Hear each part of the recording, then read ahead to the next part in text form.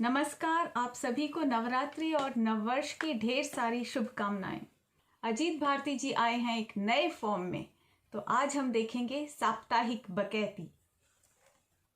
नमस्कार, मैं अजीत और आप देख रहे हैं साप्ताहिक बकैती डू पॉलिटिक्स पर। उत्तर प्रदेश से आ रहे समाचार में बताया गया है कि बुलडोजर बाबा की वापसी के साथ ही 15 दिनों में 50 से अधिक अपराधियों ने आत्मसमर्पण कर दिया। 2 का एनकाउंटर हुआ, 10 को बंदी बनाया गया। कईयों ने पुराने दिनों की स्मृति ताजा करते हुए गले में पट्टिका लटकाकर सरेंडर किया, जिस पर लिखा था, हम सरेंडर कर रहे हैं, कृपया गोली ना मारें। अब आप लोग योगी जी के आंखों पर डॉलर का चश्मा, गले में आधा किलो की सोने की चेन और मुंह में मोटे वाले गांजे के ज्वाइंट की कल्पना कीजिए और सोचिए कि स्नूप डॉग बज रहा है। पड़ोसी देश के केजरीवाल इमरान खान की सरकार अविश्वास प्रस्ताव झेल रही है। उन्होंने कल रैली में बताया कि विदेशी ताकतों और पैसों के जोर से उनकी सरकार को गिराने की साजिशें रची जा रही। बहुत कम प्रधानमंत्री ऐसे हुए हैं जो पाकिस्तानी सेना को विदेशी ताकत और विदेशी पैसों के जोर से चलने वाली कह सके। पंजाब में जब किसी खातून का शौहर फौत हो जाता है तो उसको रंडी कहा जाता है। पंजाब में जब किसी खातून का और जब मर्द का फौत होता है तो उसको रंडवा कहा जाता है। पाकिस्तान सरकार में नंबर 2 की हैसियत रखने वाले शाहबाज गिल ने बताया कि जिस स्त्री का पति मर जाता है वो कही जाती है। शाहबाज गिल के पिता जीवित नहीं है, इसलिए हम उन्हें रंडी का बच्चा कह सकते हैं। भारत ने पहली बार $400 बिलियन का निर्यात किया है। भाजपा इसे एक बड़ी उपलब्धि बता रही है, जो कि है भी। परंतु हमारे वामपंथी भाइयों का यह प्रश्न भी महत्वपूर्ण है कि जब भारत में इतनी गरीबी है तो सरकार अपना सामान बाहर क्यों बेच रही है?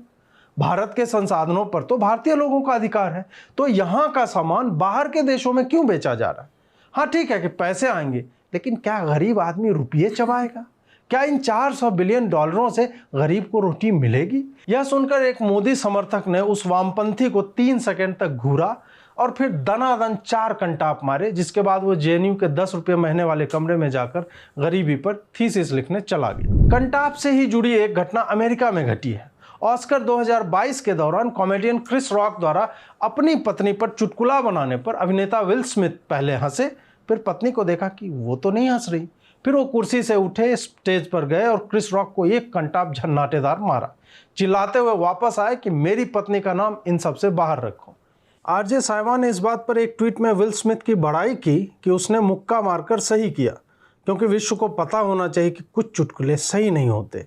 इस पर किसी ने उसे मुनव्वर फारूकी की याद दिला दी। फिर साइमा ने तुरंत ट्वीट डिलीट करके कहा कि नहीं, मुक्का मारने की जगह कोई और भी रास्ता निकाला जा सकता था। एक विल स्मिथ है जो पत्नी के नाम भर लेने से ऑस्कर के स्टेज पर अपने ही काले ब्रदर को पीट देते हैं, और एक हमारे आमिर खान टाइप के लोग हैं जो अपना एजेंडा चलाने के लिए हिंदू पत्नी का नाम लेते हैं कि उनको मुस्लिम होने के कारण भारत में डर लग रहा है। वैसे ध्यान दिला दूं कि पठान और लाल सिंह चड्ढा आने वाली फिल्में हैं। पठान फिल्म के साथ तो पठानोचित व्यवहार किया ही जाएगा, और लाल सिंह चड्ढा की चड्डी का क्या करना है वो भी आपको पता ही है। ऑस्कर से ही जुड़ी एक खबर में हिंदुस्तान टाइम्स ने बताया कि प्रियंका चोपड़ा ने ऑस्कर पूर्व पार्टी के लिए जो काली साड़ी पहनी है वो हमारे कपड़ों की अलमारी में तो होनी ही चाहिए, मस्ट हैव है। पहली बात, अमेरिका का टिकट इतना सस्ता तो है नहीं, और अगर पहुंच भी गए तो वो साड़ी हमने ले ली उनसे, तो प्रियंका जी स्वयं क्या पहनेंगी? क्या इस तरह की रिपोर्ट से छिनम छोरी और अराजकता की घटनाएं नहीं बढ़ेंगी? स्वघोषित पत्रकार श्री अजीत अंजुम ने अपने फेसबुक पोस्ट के माध्यम से नौकरी की घोषणा की है। उन्होंने योग्यता वाले हिस्से में यह लिखा है कि नौकरी के इच्छुक युवा साथी को लिखने, पढ़ने और बोलने के साथ साथ कैमरा चलाना और वीडियो एडिटिंग भी आनी चाहिए। साथ ही उन्होंने कम सोने वाले, जुझारू, देशाटन करने को उद्यत, स्कोडा, लहसुन आदि बातें भी लिखी। मेरा मानना है कि श्री अजीत अंजुम जी योग्यताओं वाले भाग में जो फाइटर प्लेन चलाने में सक्षम हो और एक्सप्रेसवे पर गाड़ियों के बीच लैंड करा सके और सप्ताह में सिर्फ रविवार को मल त्याग करता हो, वो लिखना भूल गए। कांग्रेस प्रवक्ता रणदीप सुरजेवाला ने, जो राहुल गांधी के लिए आज तक सूरज लेकर नहीं आए हैं, कहा है कि लोग 31 मार्च को गैस, तेल आदि के बढ़ते दाम के विरोध में अपने घरों से ढोलक और घंटा लेकर निकले और बजाएं, ताकि बहरी भाजपा सरकार सुन सके। कांग्रेस से अधिक आशावादी पार्टी मुझे कोई नहीं लगती। जिस पार्टी के लिए लोग वोट देने नहीं निकलते, उसे लगता है कि वो मोदी की तरह थाली बर्तन बजवाकर सड़कों पे उतार लेगा लोगों को। दूसरी बात, लोगों के पास अब घंटा बचा कहाँ है? 2014 से कांग्रेस को घंटा ही तो दे रही है जनता, वो क्या बजाएगी? पंजाब चुनाव के समय लंबे वादे करने वाले केजरीवाल जी की पार्टी जीतने के बाद मोदी जी से 50,000 करोड़ रुपये मांगने गए। उसके बाद ये हुआ। हेटर्स कहें कि ये तस्वीर फेक है, झूठी है, फोटोशॉप्ड है। उनका कहना भी सही है, क्योंकि मोदी जी ने सीधे यह नहीं कहा कि यूट्यूब से ले लें। उन्होंने अपने वाक्य का आरंभ भ अक्षर से किया था। विकी कौशल और कटरीना का नवविवाहित जोड़ा फरहान अख्तर की पार्टी में पहुंचे। रिपोर्ट के अनुसार उन्होंने लोगों को स्टन कर दिया और घर जाते वक्त फोटोग्राफर्स को देखकर हाथ हिलाया। कटरीना और विकी के ड्रेस के बारे में बताते हुए रिपोर्टर ने उनकी ब्रा और अंडरवियर का रंग और पैटर्न नहीं बताया, जिससे टाइम्स ऑफ इंडिया के फैंस में खासी नाराजगी है। हालांकि रिपोर्ट में लिखा गया कि कटरीना और विकी के फैंस तो उनके बीच का रसायन शास्त्र देखकर बहना बंद नहीं कर पा रहे थे और लगातार दिल और आग के इमोजी कमेंट सेक्शन में डाले जा रहे थे। कर्नाटक के तटीय क्षेत्रों में चल रहे मंदिर मेलों में कई समितियों ने मुस्लिम दुकानदारों को दुकान लगाने की अनुमति नहीं दी। इस पर न्यूज मिनट की एक रिपोर्ट आई कि कहानियों के अनुसार होसा मारीगुड़ी मंदिर को बनवाने की जड़ में एक मुस्लिम ही था। कितनी विलक्षण बात है। जो बात न्यूज मिनट बताना भूल गया वो यह है कि उस मुस्लिम की जड़ में जाओगे तो उसका परदादा एक हिंदू निकलेगा।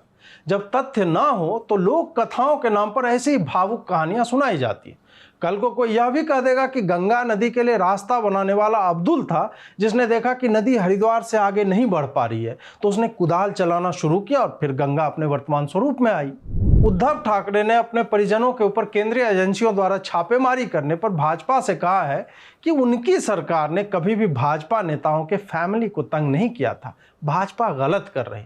बहुत अच्छे ठाकरे साहब, ये तो मुंबई के अंडरवर्ल्ड वाली बात हो गई कि गैंगवार सब ठीक है, गोली वोली मार दो आपस में पुरुषों को, लेकिन फैमिली को बीच में नहीं लाने का। टाइम्स नाउ के एक अत्यावश्यक समाचार के अनुसार उर्फी जावेद ने बड़ा पाव खाया। अब इसमें प्रश्न यह है कि इसमें समाचार कहाँ है? समाचार अगले हिस्से में है कि उन्होंने बड़ा पाव लगभग नगण्य कपड़े पहनकर खाया। राष्ट्र, टाइम्स नाउ और उर्फी जी का आभारी है। पत्रकारिता और कला का पद्मश्री अगले साल इन दोनों को अवश्य ही मिलना चाहिए। उधर अखिलेश ने कहा कि योगी ने जिस स्टेडियम में शपथ लिया है वो सपा का ही बनाया हुआ है। अखिलेश चाहते तो यह भी कह सकते थे कि मोदी का हेलीकॉप्टर जिस हवा के बीच उतरा है वो उन्होंने पिछले कार्यकाल में अपने फेफड़ों से छोड़ा था।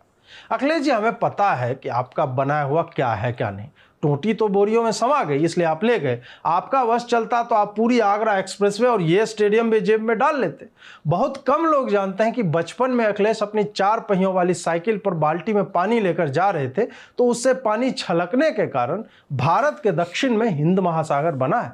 कोरियाई मजदूर पार्टी, तीनों सेना एवं राष्ट्र के supreme leader Shri Kim Jong Un ने शनिवार को एक इंटरकॉन्टिनेंटल बैलिस्टिक मिसाइल का परीक्षण किया।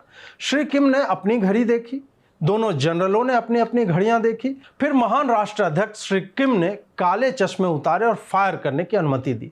धुएं के गुबार के साथ लगभग 12 कोणों से दिखाए गए चलचित्रों द्वारा मिसाइल ऊपर उड़ चला। श्रीमान किम जोंग उन ने मिसाइल पर भी कैमरा लगाया हुआ था ताकि लोगों को पता चले कि पाकिस्तान में कल को आग लगे तो वो बिना बात के लोकतांत्रिक गणतंत्र कोरिया पर आरोप न लगा दे। मैं निजी तौर पर श्रीमान किम जी का समर्थक रहा हूं। उन्हें इस उत्कृष्ट अभिनय और निर्देशन के लिए आभार प्रकट करता हूं। एनडीटीवी ने बताया कि शाहरुख और दीपिका पठान फिल्म की शूटिंग स्पेन के एग्जॉटिक लोकेशंस पर कर रहे हैं।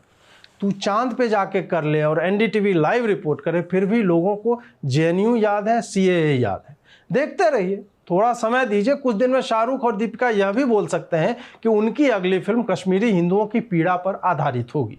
हिजाब और परीक्षाओं का आपस में कोई संबंध नहीं, सुप्रीम कोर्ट ने जल्दी सुनवाई करने पे यह बताया है। ये क्या बात हुई साहब? हिजाब का परीक्षा से संबंध नहीं? अरे हिजाब है तो हम हैं, हिजाब रहेगा तो आप रहेंगे। पूर्णिमा को छोड़ दें तो चांद भी 29 दिन हिजाब पहनकर ही निकलता है। क्या उससे चांद की सुंदरता कम हो जाती है? क्या उससे चांद की चांदनी, उसकी शीतलता कम हो जाती है? और आपने हाईकोर्ट के जजों के बारे में नहीं सुना कि उन्हें सुरक्षा दी गई? आपको भी चाहिए क्या? आम आदमी पार्टी के एक सांसद का कहना है कि कश्मीर फाइल्स को दूरदर्शन और यूट्यूब पर दिखाना चाहिए। टिकट ब्लैकर संघ ने सांसद महोदय के इस बयान पर पलटवार करते हुए कहा है कि वो अब बदल गया। वो नहीं चाहता कि हमारी भी कमाई हो। वो अब बड़ा आदमी हो गया है। भूल गया है कि इन्हीं सिनेमा हॉल के ब्लैक टिकटों के कारण उसका घर कभी चला करता था। योगी जी ने नए कैबिनेट की घोषणा की। बीबीसी ने बताया कि 2024 के पहले जातीय समीकरणों को साधने की ये कोशिश है। बिग बीसी ने बिल्कुल सही बात कही है। बाकी कोई भी पार्टी ना तो चुनाव के समय ना ही जीत के बाद किसी भी तरह के जातीय मजहबी समीकरणों पर ध्यान देती है। सपा, बसपा, कांग्रेस आदि का तो पूरा ध्यान आम लोगों के लिए समाज सेवा का होता है और उनके प्रत्याशी या विधायक समाज शास्त्र की परीक्षा देते हैं, तब उन्हें टिकट या मंत्री पद मिलता है। न्यूज 18 की रिपोर्ट के अनुसार अपने घर के बाहर छुपकर बैठे जासूस फोटोग्राफर से बचने के लिए तेजस्वी प्रकाश ने अपना मुंह छुपाया और दौड़कर भाग गई। मैं इस भ्रम में जीता रहा कि वो लालू जी का कोई लौंडा होगा, क्योंकि सारा तेज तो उन्हीं के परिवार में भरा हुआ है। मेरा पूरा जीवन एक मिथ्या था। हाल ही में ट्विटर पर फ्री उमर खालिद का टैग ट्रेंड कर रहा था। इस पर लोगों ने कहा कि उसको यूट्यूब पर डाल दो, फ्री हो जाएगा। वहीं मेरा मानना है कि यह दंगा करवाने वाले लोगों को अपने प्रोडक्ट की मार्केटिंग करने जैसा है, जिसमें वो बता रहे हैं कि किसी क्षेत्र में दंगे आदि करवाने हो तो उमर खालिद फ्री में सप्लाई किया जाएगा। झारखंड के मुख्यमंत्री हेमंत सोरेन ने कहा है कि इन्फ्लेशन के कारण बाल विवाह और भ्रूण हत्या की घटनाओं में वृद्धि होगी। बहुत कम लोग जानते हैं कि हेमंत सोरेन ने समाजशास्त्र, अर्थशास्त्र और मानव विज्ञान में पीएचडी कर रखी है। एक अन्य समाचार के अनुसार बिहार में शराबबंदी के कारण झारखंड में कच्ची दारू सर्वत्र सहज रूप में उपलब्ध है। इस समाचार का हेमंत भाई से कोई लेना देना नहीं है।